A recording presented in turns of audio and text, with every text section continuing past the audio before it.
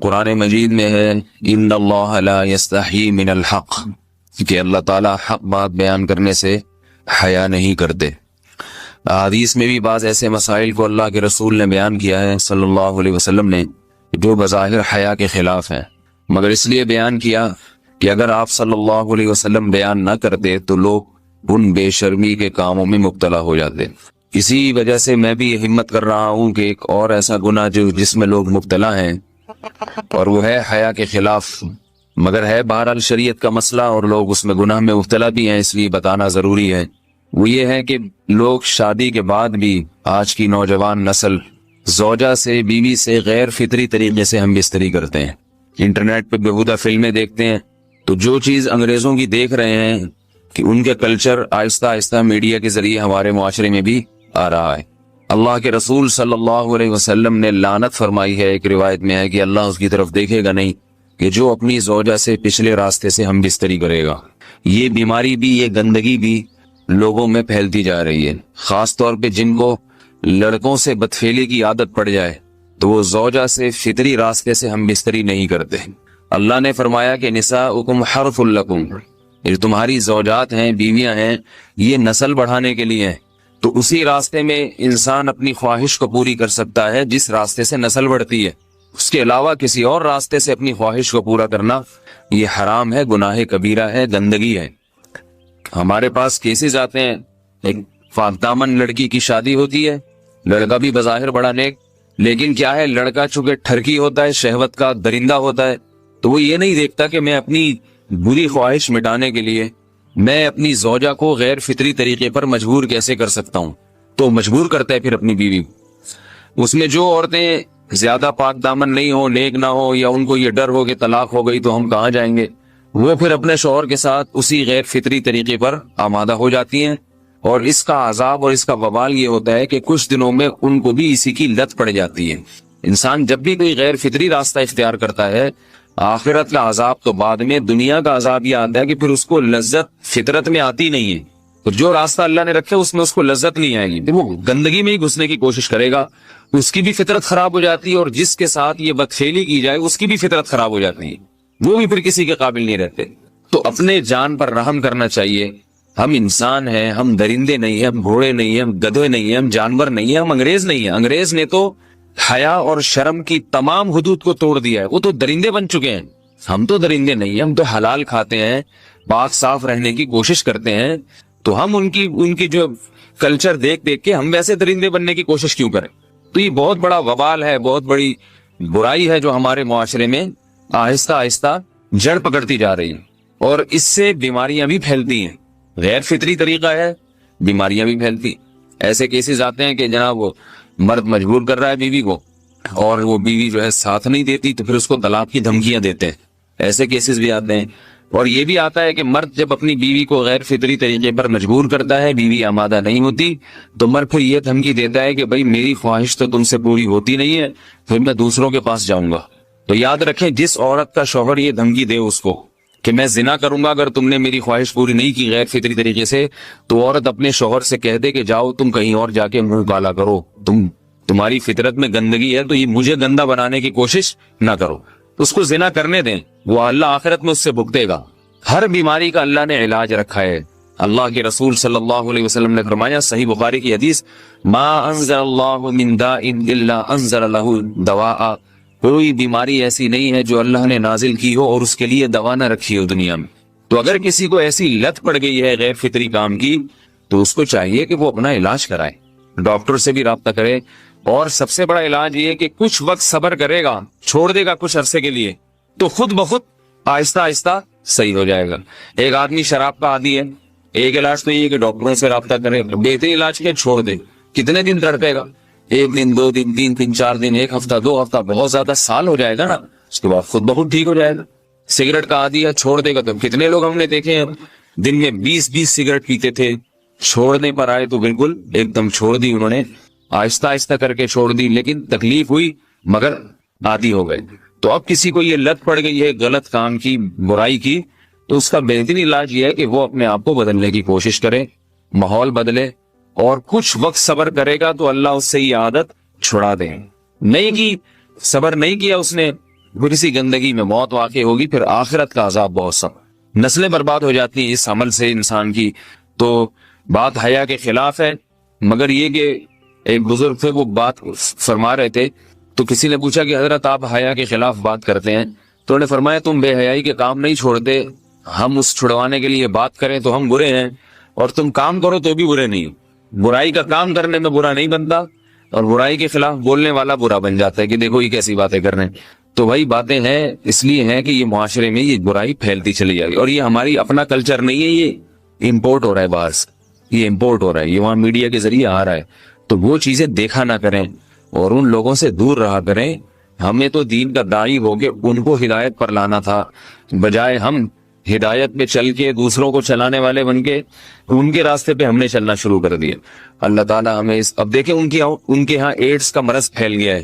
آپ بتائیے یہ ایڈز کا مرض ہمارا ہے کیا؟ یہ بیماری ہماری ہے یا ان کی ہے؟ ہمارے یہاں بیماریاں ہیں، کھانسی ہے، نزلہ ہے، ٹھیک ہے نا، بلڈ پریشر ہے، شوگر ہے، یہ بیماریاں ہماری ہیں۔ کوئی اللہ کا شکر ہے گندی بیماری ہمارے یہاں نہیں ہے۔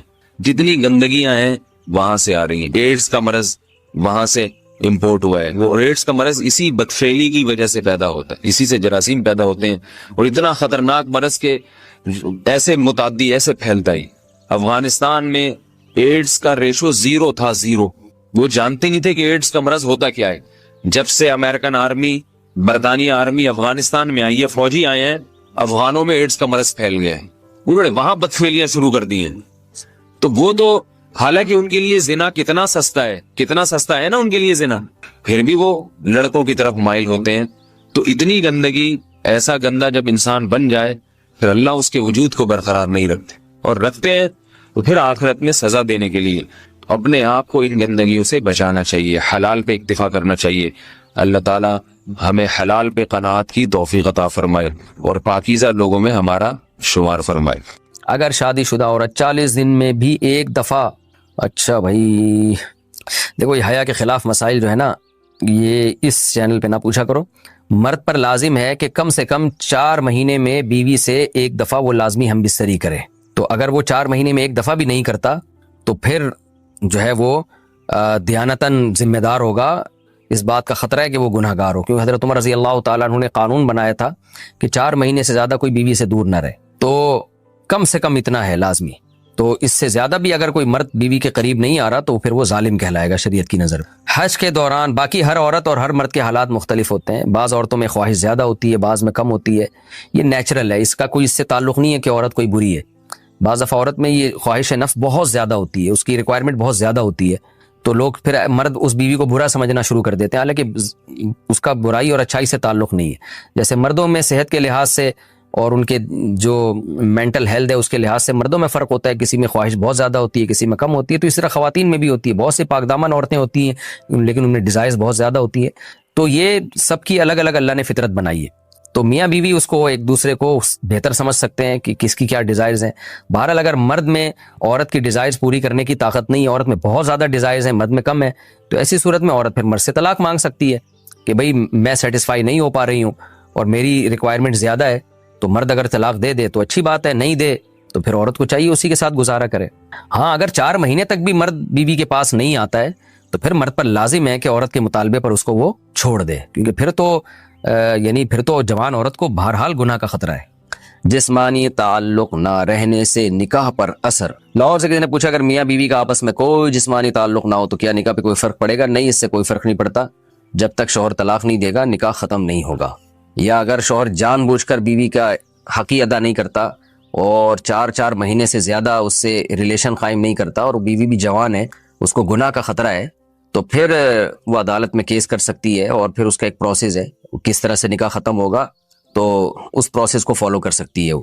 تو خلاصہ یہ ہے کہ شوہر گناہ گار تو ہوگا کہ اس میں طاقت بھی ہے اور بیوی بھی جوان ہے، تو وہ کیوں اس کا حق ادا نہیں کر رہا، لیکن نکاح خود بخود ختم نہیں ہو جاتا۔ بیوی بچوں سے کتنا عرصہ دور رہ سکتے ہیں؟ بندہ کام کی وجہ سے 2 سال ملک سے باہر رہتا ہے، کوشش کے باوجود چھٹی نہیں ملتی، کیا اتنی دیر بیوی بچوں سے دور رہنا جائز ہے؟ نامعلوم۔ اوئے ہوئے ہوئے ہوئے بھائی دیکھیں، ایک تو ہے حضرت عمر رضی اللہ تعالیٰ عنہ کا مشہور واقعہ ہے کہ آپ نے کچھ خواتین سے پوچھا تھا کہ عورت کتنا صبر کر سکتی ہے مرد کے بغیر، تو بعض صحابیات نے بتایا کہ 4 مہینے. تو حضرت عمر نے قانون بنایا کہ جو مجاہدین محاذ جنگ پہ لڑ رہے ہیں 4 مہینے سے زیادہ دور اپنی بیویوں سے نہیں رہ سکتے. تو اس اصول کا تقاضا یہ ہے کہ وہ زمانہ بھی پاک دامنی کا زمانہ تھا، نیک لوگ تھے، تو اصول یہی ہے کہ 4 مہینے انتہا ہے عورت کے صبر کی. تو ایک نارمل عورت کے لیے اس سے زیادہ صبر کرنا مشکل ہوتا ہے، تو اس لیے بہتر یہی ہے، قانون یہی ہے کہ 4 مہینے سے زیادہ دور نہیں رہنا چاہیے. اور قرآن نے بھی یہ حکم دیا ہے کہ اگر کوئی قسم اٹھا لے کہ بیوی کے پاس نہیں جائے گا، قسم اٹھا لے، ایسا ہی نہیں بلکہ قسم اٹھا کے، تو پھر 4 مہینے میں طلاق واقع ہو جاتی ہے. بعض فقہا کے نزدیک عورت کو طلاق کا اختیار ہو جاتا ہے عدالت کے ذریعے، بعض کے نزدیک ہو جاتی ہے طلاق. تو اس سے بھی پتہ چلتا ہے، قرآن سے بھی اشارہ ملتا ہے کہ 4 مہینے جو ہے یہ ایک انتہائی مدت ہے ایک نارمل عورت کے لیے. تو اس زمانے میں تو اس کی اہمیت اور زیادہ بڑھ گئی ہے. وجہ اس کی ہے کہ بے حیائی، موبائل، انٹرنیٹ پر بیہودہ چیزیں، یہ سب چیزیں انسان کی شہوت کو بڑھاتی ہیں، مرد کی بھی اور عورت کی بھی. تو اس لیے بھائی میں تو آپ کو مشورہ نہیں دے سکتا کہ آپ 2 سال بیوی سے دور رہیں. میں بدگمان نہیں ہو رہا، بہت سے لوگ 4 سال دور رہتے ہیں، ان کی بیویاں بھی پاک دامنی کے ساتھ زندگی گزارتی ہیں، خود بھی بڑے نیک شریف بن کے زندگی گزارتے ہیں. بہت سے ایسے لوگ الحمدللہ ہمارے معاشرے میں ہیں. لیکن بہرحال اس کلچر کو، اس رواج کو فروغ نہیں دیا جا سکتا، اس کو اپریشیٹ نہیں کیا جا سکتا شریعت کے لحاظ سے بھی، عقل کے لحاظ سے بھی. 2 سال تک مرد کے لیے صبر کرنا کتنا مشکل کام ہے. وہ کھا بھی رہا ہے انڈے پراٹھے اور جناب کھانا پینا اسی سٹائل میں چل رہا ہے، یا تو روزے رکھ کے اپنے آپ کو آدھا کر دیا اس نے. تو سوال عورت کے ساتھ مرد کا بھی تو ہے نا. مرد نے تو قوت اور شہوت اللہ نے اور بھی زیادہ رکھی ہے، تو وہ کیسے صبر کرے گا؟ مرد کی جو قوت برداشت ہے وہ فقہا نے اور اطباء نے بیان کی 1 مہینہ ہے. تو 2 سال تک بیوی سے دور ہیں. میں پھر بھی بتا دوں، میں بدگمان نہیں ہو رہا کہ جو دور ہیں آپ ان کے بارے میں برا سوچنا شروع کر دیں، لیکن بہرحال یہ اپنے آپ کو فتنوں میں ڈالنے کے مترادف ہے. اس لیے ایسی جاب نہ کریں. 2 سال تک بیوی سے دور ہیں، یا تو بیوی کو ساتھ لے کر جائیں یا بیوی کے ساتھ ہی رہیں. کہیں ادھر ہی کم پیسوں میں انسان گزارا کر لے بیوی بچوں کے ساتھ، یہ زیادہ اچھا ہے. زیادہ پیسوں کی لالچ میں بیوی بچوں سے دور رہنا. باقی بیوی آپ کی راضی ہے اس جاب پہ، یا آپ کے پاس کوئی آلٹرنیٹ ہے ہی نہیں، آپ جاب چھوڑ کے آئیں گے تو آپ کو لالے پڑ جائیں گے کھانے پینے کے، تو ایک مجبوری ہے. مجبوری کے حکام الگ ہوتے ہیں، لیکن نارملی اس کی بہرحال ترغیب نہیں دی جا سکتی.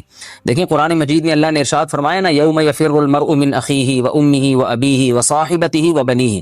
قیامت کے دن کی ہولناکیوں کو اللہ نے بیان کیا کہ انسان اپنے باپ سے دور بھاگے گا، بیٹے سے دور بھاگے گا، بھائی سے دور بھاگے گا. جہاں بیوی کا تذکرہ آیا تو یہ نہیں کہا کہ بیوی سے دور بھاگے گا، بلکہ فرمایا اس سے دور بھاگے گا جو اس کے ساتھ رہا کرتی تھی، یعنی صاحب کہتے ہیں ساتھ رہنے والے کو، صاحبہ سے دور بھاگے گا. تو اس سے پتہ چلتا ہے کہ قرآن میں اللہ نے بیوی کو جو ڈیفائن کیا ہے نا، اس کی جو صفت بیان کی ہے وہ یہ کہ جو آپ کے ساتھ رہتی ہے. تو جب شادی ہو گئی تو سمجھو بیوی پھلترو کی طرح چپک گئی ہے آپ کے ساتھ، جہاں جاؤ گے آپ کے ساتھ جائے گی. تو قرآن سے بھی اشارہ ملتا ہے کہ بیوی سے ساتھ رہنے کی چیز ہے. اب آپ 2 سال، پھر ایک دفعہ تھوڑی ہوتا ہے کہ 2 سال کے لیے چلے گا 2 سال بعد واپس آئے. جو باہر جاب کرتے ہیں وہ تو پھر آئے 1 مہینے بعد پھر 2 سال کے لیے چلے گا، ان کی تو ساری جوانی باہر ہی گزر جاتی ہے. تو اس لیے مجھے یہ بہرحال سمجھ میں نہیں آتا ہے. شریعت کی روح سے یہ پسندیدہ کام نہیں ہے. بہت سخت مجبوری ہے تو ایک الگ بات ہے، لیکن اچھا کام نہیں ہے. غربت میں انسان بیوی بچوں کے ساتھ گزارا کر لے، یہ زیادہ بہتر ہے اس دولت سے جس میں انسان بیوی بچوں سے ہی دور ہو. کیا کرنا ہے ایسی دولت کا کہ آپ اپنے بیوی بچوں سے گھر بار سے دور ہیں. انسان جو شریف آدمی، عزت دار آدمی، اس کو تو گھر میں سکون ملتا ہے بھائی. عورت کا شوہر کے بغیر سسرال میں رہنا. اگر شوہر کام کے لیے گھر سے دور ہو، بیوی سسرال میں شوہر کے بغیر رہتی ہو، پردے کا کوئی لحاظ نہیں ہے، اس صورت میں بیوی کے لیے کیا حکم ہے؟ شوہر کے ساتھ رہے یا سسرال میں؟ اگر شوہر ساتھ نہیں رکھتا بلکہ اپنے گھر والوں کے ساتھ رہنے پر مجبور کرے تو بیوی کیا کرے؟ طارق صاحب اسلام آباد سے. دیکھیں شوہر اگر جاب کے لیے گیا ہے 8 مہینے 1 سال بعد گھر آتا ہے، تو اصل مسئلہ تو یہ ہے کہ جہاں شوہر رہے گا بیوی وہیں رہے گی. شوہر کو چاہیے کہیں بھی گیا ہے اتنے لمبے سفر کے لیے تو بیوی کو ساتھ لے کے جائے.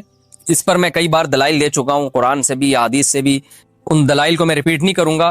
اس میں شوہر کو بھی فائدہ ہے، بیوی کا بھی فائدہ ہے. گناہ سے دونوں بچیں گے، فتنے کا اندیشہ کم ہوگا. اتنے عرصے اس دور میں بیوی سے دور رہنے میں انسان میں خطرہ ہوتا ہے کہ گناہ میں مبتلا نہ ہو جائے. اور پھر بیوی کے ساتھ ایک نوعیت کی ظلم اور زیادتی بھی ہے کہ آپ 8 9 مہینے اس کو چھوڑ کے چلے جاتے ہیں، تو یہ یعنی اس کی بیچاری کی بھی تو جوانی ساری برباد ہو جاتی ہے، پوری شوہر کے بغیر جوانی گزرتی ہے. تو اس لیے اصل حکم تو یہی ہے، شوہر جہاں رہے گا بیوی اس کے ساتھ رہے گی. لیکن بعض غریب لوگ ہوتے ہیں، ان کے پاس وسائل نہیں ہوتے، سعودی عرب میں مزدوری کی جاب کر رہا ہے، وہ بیوی کو ساتھ رکھ نہیں سکتا. اگر رکھے گا تو خرچے اتنے بڑھ جائیں گے کہ وہ کمائے گا کیا پھر. بعض لوگ مجبور ہوتے ہیں، دبئی میں رہ رہے ہیں، کہہ رہے فلیٹوں کا کرایہ اتنا ہے، بیوی کو یہاں رکھا تو بھائی ہم بچے گا ہی کچھ نہیں ہمارے لیے. تو ایسی شدید مجبوری میں پھر میاں بیوی کمپرومائز کر سکتے ہیں، بھائی میں مجبور ہوں، کمانے کے لیے جا رہا ہوں، تمہیں بھی پتا ہے میں اگر یہاں رہوں گا تو وہی کھانے کے لالے پڑیں گے، تم ہی مجھے تنگ کرو گی پھر. تو ایسی صورت میں پھر بیوی سسرال میں رہے یا میکے میں رہے. तो उसूल तो ये है कि जहां शौहर चाहता है वहां रहे, उसूली बात तो ये है, क्योंकि जब रुखसत होके आ गई है वो ससुराल की अमानत है ना। हर आदमी चाहता है कि भाई मेरी बीवी मेरे वालिदैन के साथ रहे, यही हमारा कल्चर है और शरीयत में इसके नाजायज होने की कोई दलील भी नहीं है। और मियाँ बीवी के बहुत से मामलात उर्फ मुतय्यन करता है, तो हमारे उर्फ में यही होता है कि बीवी फिर ससुराल में रहती है, रुखसत होके आ गई है वो। तो इसमें असल हुक्म तो यही है कि शौहर जहां चाह रहा है वहां रहे। अगर शौहर चाह रहा है कि मेरे माँ बाप के साथ रहो, तो फिर औरत को जायज चीजों में शौहर की इताअत उस पर लाजिम है, उसको चाहिए कि वो शौहर के वहां रहे जहां उसके माँ बाप है। लेकिन अगर वाकई ससुराल में उस पर जुल्म हो रहा है, बहुत ज्यादा बेपर्दगी हो रही है एहतियात के बावजूद, या खुदा न ख्वास्ता जवान देवर है, खतरा है, खुदा न ख्वास्ता आमतौर पे हमारे माशरे में ऐसा खतरा होता नहीं है, खैर अल्हम्दुलिल्लाह गालिब है, लेकिन बाज दफा खतरा भी होता है, देवर जवान है, खतरा है, ज्वाइंट फैमिली है, तो फिर औरत ससुराल में नहीं रहेगी, फिर वो शौहर की गैर मौजूदगी में अपने वालिदैन के घर रहेगी। फिर ऐसी सूरत में शौहर को भी चाहिए कि वो बीवी को फोर्स ना करे, अपने देवरों के साथ रहने पर मजबूर न करे, उसमें फितने का अंदेशा बहुत ज्यादा है। नबी सल्लल्लाहु अलैहि वसल्लम ने फरमाया अलहम वो मौत, यानी मौत की तरह देवर को करार दिया गया है एहतियात के मामले में। तो मैं देवरों पे बदगुमानी नहीं कर रहा कि बहुत से देवर भी बयान सुन रहे होते हैं, वो कहते हैं यार हमें ये बना के पेश कर दिया, हम तो बहुत अच्छे हैं। आपके अलावा की बात कर रहा हूँ, जो मेरा इस वक्त चैनल देख रहे हैं उनके अलावा की बात कर रहा हूँ। लेकिन बहरहाल एहतियात जरूरी है, शौहर दूर हो, जवान भाभी हो घर में और देवर भी हो, तो अल्हम्दुलिल्लाह हमारे माशरे में खैर गालिब है। लेकिन कहीं भी फितने का अंदेशा होगा तो वहां पर फिर औरत अपने वालिदैन के साथ रहेगी। घर को तबाह करना हो उसका तरीका भी मैं आपको बताता हूँ, बेहतरीन पैकेज है मेरे पास। घर को तबाह करना हो मैं बताता हूँ, आप इसके बाद तलाक एसोसिएशन खोल सकते हैं। आप घर को तबाह करना हो तो भी इस्लाह का लेबल लगाया जाए। अल्लाह ने घर को सीधा रखने के लिए एक उसूल बता दिया, वो अल्लाह वाला उसूल हमें समझ में नहीं आ रहा। अल्लाह ने कहा ये जो मियाँ है, जिसको मियाँ कहा जाता है, ये कमबख्त, जैसे मुल्क का एक सरबरा होता है, वो अच्छा हो बुरा हो आपने इताअत किसकी करनी है, उस सरबरा। अब हम लाल बत्ती पे सिग्नल तोड़ दें, बोलें कि हमारे सदर ममलिकत चूंकि सरदारी हैं और किसी को वजीर आजम शहबाज शरीफ से भी इख्तलाफ हो सकता है, तो ये दोनों हमारे हुक्मरान हैं, मैं इनके कानून को मानता ही नहीं, लिहाजा मैं रियासत को मानता ही नहीं, मैं लाल बत्ती तोड़ता हुआ जाऊंगा। तो ये लॉजिक की बात होगी? भाई रियासत अच्छी हो बुरी हो, आपने इंतजामी चीजों में हुकूमती लॉ को फॉलो करना है आपने। तो घर भी एक इस्लाम कहता है कि स्टेट है, एक रियासत है। मियाँ कभी अच्छे होते हैं, कभी मियाँ बुरे होते हैं, लेकिन सरबरा रहता है वो कमबख्त। औरत ये कह के अपने शौहर की इताअत से जान नहीं छुड़ा सकती कि मेरा मियाँ अच्छा नहीं है। चलेगी भाई घर में किसकी? मियाँ की। अब खवातीन को इस्लाह के नाम पे फसाद में डाला जाता है। नहीं, ये क्या लगता है तुम्हारा, जितने इसके हुकूक हैं उतने ही तुम्हारे हुकूक हैं। बहुत सारी चीजों में रुकावट है, बहुत सारी। मैं एक क्या नाम लूंगा ना तो बहुत लंबी चौड़ी फहरिस्त है इसकी। बास केस हमारे पास आते हैं, बेगम साहिबा ने शौहर को 10 साल हो गए करीब ही नहीं आने दी। भाई करीब ही नहीं आने दिया उसको, क्योंकि कोई फिजिकल प्रॉब्लम है बेगम में, उसको ख्वाहिश ही नहीं है, तो वो मियाँ घूम रहा है, वो जिना भी नहीं करता। बेगम ने कहा दूसरी शादी कर लो, कह रहे मेरे पास पैसे ही नहीं है ना मुझे कोई रिश्ता देगा, ना मेरे पास घर का इंतजाम है। तो अब बताओ सोसाइटी में फसाद, घर में फसाद होगा कि नहीं होगा? फिर वो गुस्से में आके बेगम को थप्पड़ मारता है, तो बच्चे बड़े हो गए हैं, वो देख रहे हैं मेरा बाप मेरी माँ को बोलो मारता है। फसाद बेगम मिचा रही है, बदनाम कौन हो रहा है? बदनाम मियाँ हो रहा है। वो कह रहे भाई मैं जिना की तरफ जा रहा हूँ। अगर औरत थोड़ी कुर्बानी दे दे, जो शरीयत ने हुक्म दिया, नबी सल्लल्लाहु अलैहि वसल्लम ने फरमाया जब मर्द बीवी की तरफ आना चाहे तो हदीस का मफहूम है बीवी के पास उसको रोकने का राइट बोलो नहीं है। कोई बीमारी हो तो एक अलग बात है। तो ऐसा फसाद घर में, बेटे बाप के बागी हो गए, बच्चियां बाप की बागी हो गई। वो बेचारा सारी जिंदगी कमा कमा के खिलाया, घर बनाया, गैस बिजली का बिल दिया, शेल्टर दिया, और आखिर में जलील भी खुद ही हो गया। यही मामला उल्टा भी होता है, उल्टा भी मामला होता है। अल्लाह ने मर्द के जिम्मे लगाया, बेसिक नान नफका कौन देगा औरत का? बोलो मर्द देगा। घर में बात करेगा, तमीज से बात करेगा। बाज लोग घर में जब आते हैं तो ऐसे जैसे चंगेज खान ने बगदाद पे हमला कर दिया, बेसिक नान नफका नहीं उठा रहे, बेगम का जेवर बेच के बोलो खा गए।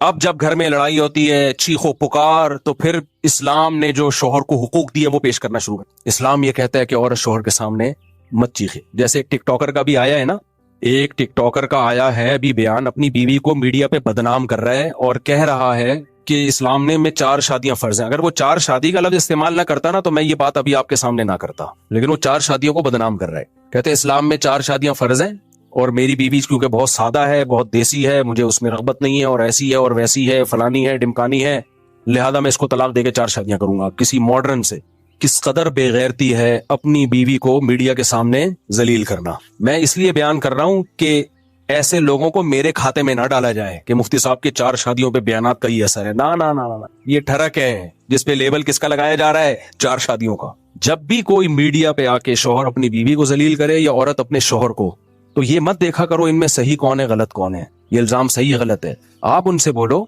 اللہ تعالیٰ نے میاں بیوی کو ایک دوسرے کا لباس بنایا ہے. لباس عیوب دکھاتا ہے یا چھپاتا ہے؟ بولتے کیوں نہیں؟ کس قدر بے غیرتی بے شرمی کی بات ہے. آپ دنیا کے سامنے آ کے اپنی بیوی کو ذلیل کر رہے ہو, دنیا کے سامنے آ کے بتا رہے ہو وہ ایسی ہے وہ ویسی ہے. کوئی شرم نہیں ہے آپ کو؟ اور پھر لیبل آپ لگا رہے ہو اسلام کا کہ اس کو میں چھوڑوں گا اور 4 کروں گا کیونکہ اسلام نے آپ کو اس کی اجازت دی ہے کہ آپ اپنی پردے دار بیوی کو دنیا کے سامنے ذلیل کرو. تو ایسے لوگوں کا بائیکاٹ کرنا چاہیے. اور ماڈرن لڑکیوں سے شادی کا جس کو شوق ہے نا وہ دوستیاں لگا لے, وہ شادی بولو. اسلام جب 4 کی آپ کو ترغیب دیتا ہے تو اسلام میں ترغیب ماڈرن اور بے پردہ لڑکیوں سے شادی کی ہے یا پردے دار سے شادی کی ہے, حیادار سے شادی کی؟ اچھا, جس چیز کو وہ برائی کے طور پر پیش کر رہے ہیں نا میری بیوی میں یہ برائی, وہ اصل میں اچھائی ہے. وہ کیا ہے؟ عورت کا سادہ ہونا تو اچھائی ہے. تو وہ سورہ نور کی آیتیں اب سمجھ میں آئی ہمیں. الطیبات للطیبین والطیبون للطیبات. اللہ کہتے ہیں پاکیزہ مرد پاکیزہ عورتوں کے لیے اور پاکیزہ عورتیں پاکیزہ مردوں کے لیے. والخبیثات للخبیثین والخبیثون للخبیثات. ناپاک مرد ناپاک عورتوں کے لیے اور ناپاک عورتیں ناپاک مردوں کے لیے. بالکل بہترین بات ہو گئی. جس کو سورہ نور کی آیتوں کا مطلب سمجھ میں نہ آتا ہو نا تو اس ٹک ٹاکر کو دیکھ لے, سمجھ میں آ جائے گا. تو میں ایسا کر رہا تھا کہ بعض دفعہ مرد اپنی بیسک ذمہ داری پوری نہیں کر رہا, پھر جب عورت چیختی ہے چلاتی ہے تو پھر اس کو اسلام کیا کہتا ہے؟ بیوی شوہر کی اطاعت کرے. اگر سردے کا حکم ہوتا تو بیوی کو حکم دیا جاتا. اس سے گھر میں فساد پیدا ہوتا ہے. بھائی بات کچھ اور ہے, آپ اس پہ لیبل کچھ اور لگا رہے ہو. تو خوب سمجھ لو اس پوری بات کا حاصل کیا نکلا کہ اپنی ذمہ داریوں کو نہ پہچاننا اور پھر ان ذمہ داریوں کو ادا نہ کرنا, یہ فساد کا سب سے بڑا سبب ہے. سمجھتے ہو کہ نہیں سمجھتے؟ آپ کو پتا ہونا چاہیے میری ذمہ داریاں. آج کل لوگوں کو پتہ ہی نہیں میری ذمہ داریاں کیا ہیں, میری ذمہ داریاں کیا ہیں. جب آپ کو اپنی ذمہ داری ہی کا نہیں پتا تو آپ کو کیسے پتا چلے گا صحیح کون ہے غلط کون ہے؟ دیکھو ایک میں مثال دیتا ہوں. ایک بندہ آیا آپ کے پاس اور کہنے لگا 1 لاکھ روپے آپ مجھے دے دو. آپ اس کو منع کر دو گے تو کیا یہ ظلم کہلائے گا؟ نہیں کہلائے گا, کیونکہ آپ کو پتا ہے میں کوئی ذمہ دار تھوڑی ہوں اس کو 1 لاکھ روپے دینے کا. لیکن اس نے کوئی پرانی فائل نکالی اور اس نے کہا کہ آپ نے فلاں چیز مجھ سے خریدی تھی اور پیسہ دینے آپ بھول گئے تھے, تو یہ دیکھو اس کا ثبوت ہے, اور اس نے ثابت کر دیا کہ آپ کے ذمہ 1 لاکھ ہیں. اب 1 لاکھ روپے نہ دینا ظلم ہے یا نہیں ہے؟ تو نالج میں آ گیا آپ کے کہ بھائی یہ میری رسپانسبلٹی ہے, یہ میری ذمہ داری ہے, یہ تاوان ہے میرے اوپر. تو گھر میں جب کسی کو پتا ہی نہ ہو کہ میری حدود کتنی ہے, میری ذمہ داری, مجھ پر جو لائبلٹیز ہیں وہ کیا ہیں اور سامنے والی پر کیا ذمہ داری ہے, تو اس ذمہ داریوں کے تعین کے بغیر کسی گھر میں کبھی سکون آ سکتا ہے؟ بولو نہیں. اور لبرل لوگوں کے ہاں سب سے بڑا مسئلہ یہی ہے, ان کمبختوں کو بیچاروں کو پتہ ہی نہیں ہوتا کہ میری ذمہ داری کیا ہے اور میری وائف کی ذمہ داری کیا ہے. کیونکہ یہ آدھے مسلمان سوسائٹی کو لے کے چل رہے ہوتے ہیں, آدھے گوروں کو لے کے چل رہے ہوتے ہیں, نہ ادھر کے نہ ادھر کے. ان کے ہاں عورت کو آزادی وہ چاہیے جو انگریزوں کی عورتوں کو ہوتی ہے, لیکن خرچہ پورا شوہر سے چاہیے. سمجھ رہے ہیں کہ نہیں سمجھ رہے؟ حالانکہ ان کے ہاں عورت مکمل آزاد ہوتی ہے لیکن گرل فرینڈ کی طرح اپنے شوہر کے ساتھ رہتی ہے. وہ اس کو وسیم صاحب سے بھی, استغفر اللہ, یہ والے وسیم نہیں, انگریزوں کے جو مائیکل ہیں ان سے بھی اس کو ریلیشن کی اجازت ہے. اور ادھر تو شوہر ہے اس پہ وہ بھی آزاد ہوتا ہے ذمہ داریوں سے, کسی قسم کی بیوی پہ بھی پابندیاں نہیں لگا سکتا. تو اتنا آزاد ہے کہ وہ بیوی پہ پابندی نہیں لگا سکتا, لیکن بیوی اس کی رسپانسبلٹی بھی نہیں ہوتی. سمجھ رہے ہو؟ اس کے ذمہ نہیں ہے بیگم کو اپنے خرچے پہ چائے بھی پلائے, ہو بیمار ہو جائے تو اس کا علاج کرے, یہ اس کے ذمہ نہیں ہے. تو ہمارا جو سیکولر لبرل طبقہ ہے اس میں عورت کو آزادی چاہیے انگریز عورتوں والی, خرچہ چاہیے مسلمانوں والا, اسلام والا شوہر سے. اور ان لبرل مردوں کو بیوی کو باؤنڈ کرنا ہے اس طریقے سے جیسے اسلام نے بیوی کو باؤنڈ کیا ہے, شوہر کی اطاعت کرے. لیکن بیوی کے حقوق سے آزاد ایسے ہونا ہے جیسے انگریز آزاد ہیں. بنے کیوں کر جو ہو سب کار الٹا, ہم الٹے یار الٹا بات الٹی, ہم الٹے بات الٹی یار الٹا. مہتاب رائے ایک شاعر گزرا ہے, اس نے کہا میرے نام میں مہتاب میں ہم بھی الٹا تو مہ بن گیا, بات الٹی تو تاب بن گیا, رائے الٹی تو کیا بن گیا, یار بن گیا. تو ہم بھی الٹے, بات بھی الٹی, یار بھی الٹا. ہمارا نام میں تو ہر چیز ہی الٹی ہے, تو بنے کیوں کر جو ہو سب کام الٹا. نہیں آئی میرا خیال ہے بات. رنگی کو نارنگی کہیں, تند مال کو کھویا. چلتی کو گاڑی کہیں, آگے شاعر کا نام میں بھول گیا, دیکھ کے شاعر رویا, شاعری لگا دیتا ہوں. رنگی کو نارنگی کہیں, جو اتنی کلرفل چیز ہوتی ہے نارنگی, اس کو کیا کہتے ہیں, جو رنگ والی ہوتی ہے اس کو نارنگی بولتے ہیں, یعنی رنگی نہیں ہے. اور تند مال, جو خوب دودھ کو پکا کے اس کا جو مال نکالا جاتا ہے اس کو کہتے ہیں کھویا, یعنی کچھ بھی نہیں آیا اس میں. حالانکہ اسی اصل تو یہی تھا دودھ میں, اس کے بغیر دودھ نے سب کچھ کھو دیا, لیکن اس کو کھویا کہہ رہے ہوتے ہیں. اور جو چیز ہمیشہ چلتی ہے اس کو کہتے ہیں گاڑی, یعنی گاڑ دیا زمین میں اس کو. تو کہتے ہیں جب شاعر نے یہ سب کچھ دیکھا تو رویا کہ یار یہ مارکیٹ میں ہو کیا رہا ہے.